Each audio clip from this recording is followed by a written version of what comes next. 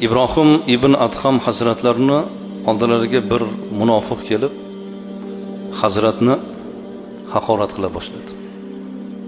Aytdiki, ey Ibrohim dedi, seni soqoling afzalmi yoki ana u ittudumi afzalmi dedi. Haqorat gapni gapirdi-da.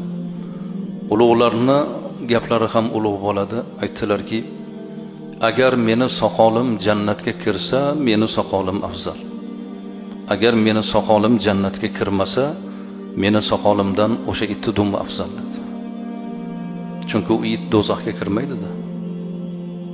Odam ketdi, uyiga borib o'ylandi.